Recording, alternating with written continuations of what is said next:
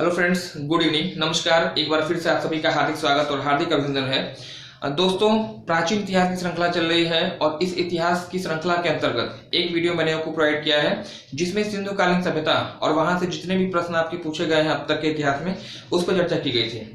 आज का एक छोटा सा वीडियो होगा जिसके अंतर्गत वैदिक कालीन साहित्य और उससे संबंधित जो महत्वपूर्ण प्रश्न होते हैं वो आपसे पूछे जाते, यहाँ पे इसकी चर्चा की जाएगी, है ना।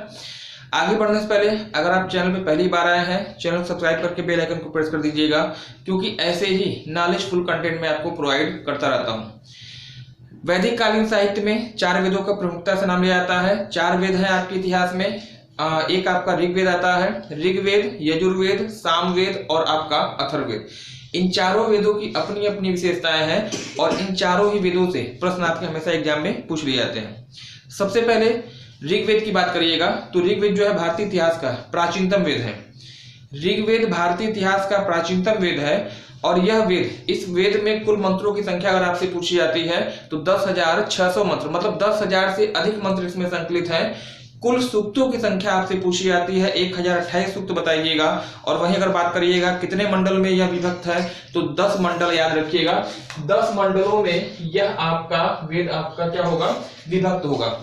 मंडलों से प्रश्न आपसे अधिकतम पूछे जाते हैं। 10 मंडलों में दूसरा और 7वां मंडल आपका प्राचीनतम मंडल माना जाता है, वहीं पहला और 8वां मंडल जो है आपका नवीनतम मंडल है। 3 मंडल आपके लिए इंपॉर्टेंट होंगे जहां से प्रश्न आपके अधिकतर बार पूछे गए हैं, हमेशा पूछे जाते हैं। एक तीसरा मंडल है, एक नवा मंडल है और एक आपका 10वां मंडल है, ठीक है ना। सबसे पहले तीसरे मंडल की बात करिएगा। तीसरे मंडल में सूर्य स्तुति से संबंधित मंत्र, गायत्री मंत्र का उल्लेख है। गायत्री मंत्र बारंबार पूछा गया है। ऑप्शन में 4 मंडलों का नाम आपको दिया जाएगा, कहेगा ऋग्वेद के किस मंडल में गायत्री मंत्र का उल्लेख है, उत्तर बताइएगा तीसरा मंडल। या प्रश्न आपका ऐसे भी पूछा जाता है कि गायत्री मंत्र किस देवता से संबंधित है, किस देवता की स्तुति से संबंधित है, उत्तर बताइएगा सूर्य देव, है ना। तो भारत का प्राचीनतम वेद है, 10 मंडलों में विखंडित है या बटा हुआ है और याद रखिएगा 10,600 मंत्रों का संग्रह यहाँ पे होगा। तीसरे मंडल में आपका गायत्री मंत्र का उल्लेख है। वहीं अगर बात करिए 9वें मंडल की तो 9वें मंडल में आपका सोमरस का उल्लेख है और 10वां मंडल आपका संबंधित है जिसमें कि पुरुष सूक्त यानी जो आपका वर्ण व्यवस्था है इसका उल्लेख किया गया है, ब्राह्मण, क्षत्रिय, शूद्र और वैश्य का, है ना। तो इतने प्रश्न आपके बनते हैं ऋग्वेद से। गायत्री मंत्र का उल्लेख मैंने बता दिया है, तीसरे मंडल में आपका होगा, ठीक है ना। सोमरस जो कि मादक पदार्थ है, 9वें मंडल में इसका उल्लेख है। और वहीं अगर पुरुष सूक्त की बात करते हैं यानी सामाजिक वर्ण व्यवस्था की बात करते हैं तो इसका उल्लेख किसमें है तो आप बताइएगा 10वें मंडल में। तो तीसरा मंडल भी आपके लिए इंपॉर्टेंट है, 9वां मंडल भी आपके लिए इंपॉर्टेंट है और 10वां मंडल भी आपके लिए इंपॉर्टेंट है। ऋग्वेद के उपवेद और ब्राह्मण ग्रंथ से भी आपका प्रश्न बनता है। ऋग्वेद के उपवेद की बात करिएगा तो इसका उपवेद है आयुर्वेद। कई बार एग्जाम में पूछा गया है, मोस्ट इंपॉर्टेंट लेके इसको चलिएगा। ऋग्वेद का उपवेद क्या है, आयुर्वेद है और यह किससे संबंधित है यह भी आपसे पूछा जाता है तो चिकित्सा शास्त्र से यह आपका संबंधित होगा, है ना। ऋग्वेद का ब्राह्मण ग्रंथ 2 है, एक का नाम कौशतकीय है और एक का नाम है ऐत्रेय। तो दोनों चीजें आपको याद रखनी होंगी। उपवेद पूछा जाता है, आयुर्वेद बताइएगा। और अगर ब्राह्मण ग्रंथ पूछे जाते हैं तो 2 ब्राह्मण ग्रंथ है, एक का नाम कौशतकीय है और एक का नाम है ऐत्रेय, है ना। मंत्रों का गायन करने वाला व्यक्ति, है ना, मंत्रों का गायन करने वाला व्यक्ति कौन है, जो ऋग्वैदिक मंत्र का उच्चारण करते थे उसके लिए एक स्पेशली वर्ड यूज किया गया है, होत्र। होत्र कहिएगा या होता कह लीजिए। ऋग्वैदिक मंत्रों का गायन करने वाला व्यक्ति होत्र या होता के रूप में जाना जाता था, है ना। ये सब एग्जाम में क्वेश्चन आपसे पूछे गए। दूसरी चीज अगर देखी जाए यहाँ पे सभा और समिति, ऋग्वैदिक काल की 2 समितियां, 2 संगठन आपके हैं जिनको कि प्रजापति की दुविताओं के रूप में जाना जाता है। मोस्ट इंपॉर्टेंट क्वेश्चन होगा, एग्जाम में पूछा गया है। सभा, समिति, प्रजापति की दुविताएं हैं और गाय के लिए एक शब्द प्रयोग किया गया है। गाय को पवित्र माना जाता था, गाय के लिए अघन्या शब्द का प्रयोग किया गया है। ऋग्वैदिक काल में जितने भी आपके युद्ध हुए हैं मैक्सिमम युद्ध गायों से संबंधित थे, गायों की रक्षा के लिए हुए हैं, है ना। गायों की लोग चोरी करते थे। ऋग्वैदिक कालीन देवताओं की अगर बात कर लीजिएगा तो आपके इंद्र हो गए, अग्नि हो गए, ये 2 देव महत्वपूर्ण माने जाते हैं। ऋग्वेद में इंद्र शब्द का जो उल्लेख है 250 बार, है ना, 250 बार जो है इंद्र शब्द का उल्लेख है, इसको आपको ध्यान रखना है। संख्या आपसे पूछी जाती है। वहीं अग्निदेव की बात करिएगा तो 200 बार जो है अग्निदेव का उल्लेख है। अग्निदेव को मध्यस्थ माना गया है देवताओं और मनुष्यों के बीच में, है ना। तो इतनी चीजें सब आपके लिए इंपॉर्टेंट होंगी।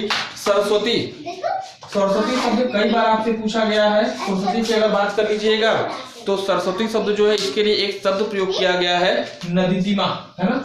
मोस्ट इंपॉर्टेंट क्वेश्चन होगा। नदीतिमा का अर्थ ही होता है नदियों में श्रेष्ठ, है ना।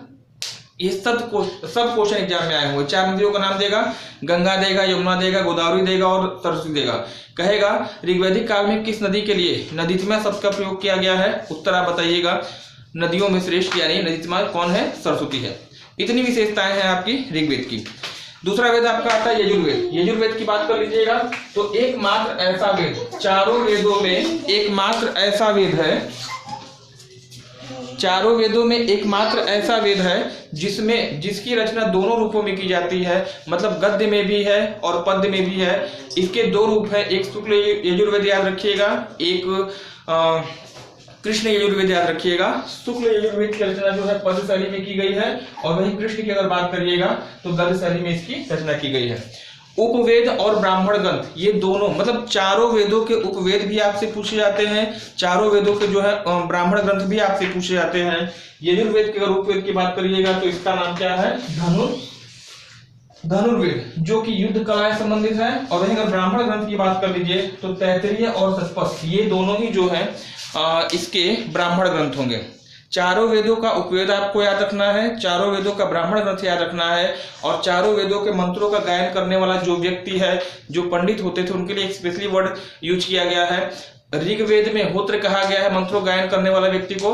और वहीं अगर इसकी बात करिएगा यजुर्वेद में तो यजुर्वेद में इनको कहा जाता था अध्वर्यु, है ना, मंत्रों का गायन करने वाला अध्वर्यु कहलाता था, है ना। इतनी चीजें आपको ध्यान रखनी होंगी। यजुर्वेद आपका हो गया। सामवेद मोस्ट इंपॉर्टेंट वेद है, अक्सर प्रश्न आपके यहाँ से बनते रहते हैं।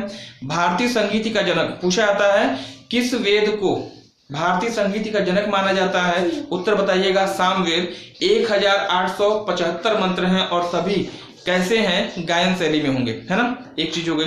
दूसरी चीज याद रखिएगा इसका उपवेद और ब्राह्मण ग्रंथ। उपवेद ज्यादा पूछा जाता है, गंधर्व वेद है जो कि गायन शैली से संबंधित है, संगीत शास्त्र संबंधित है, गंधर्व वेद। और सबसे लास्ट में आपका ब्राह्मण ग्रंथ है, तांड्य हो गया, पंचविश हो गया, जैमिनी, सदाशिव और छांदोगी, ये 5 इसके ब्राह्मण ग्रंथ होंगे। पांचों के पांचों आपको याद रखने होंगे, है ना। 3 वेद आपके क्लियर हो गए। सबसे लास्ट में आइएगा तो अथर्ववेद, जो कि सबसे भारतीय इतिहास का सबसे नवीन वेद माना जाता है, जादू टोने का वेद इसको माना गया है। और याद रखिएगा इसे ब्रह्म वेद भी कहा जाता है। उपवेद इसका शिल्पी वेद है जो कि भवन निर्माण कला से संबंधित है। सॉरी, उपवेद आपका शिल्पी वेद, ब्राह्मण ग्रंथ, गोपथ आपका है ना। और इसका मंत्रों गायन करने वाले व्यक्ति जो है क्या कहलाता था, वह ब्रह्मा कहलाता था। जितने भी इसको मतलब इस वेद को समझ लीजिएगा, इस वेद को आप क्या कहते हैं, कर्मकांडीय वेद की संज्ञा भी देते हैं। तो यह 4 वेदों से जो प्रश्न आपके अब तक के इतिहास में पूछे गए हैं, 10 मिनट में पूरा का पूरा आपका यहाँ पे टॉपिक कवर हो गया है ना। आज के फिलहाल इतना ही, मिलते हैं अगली क्लास में। धन्यवाद, हैव ए नाइस डे।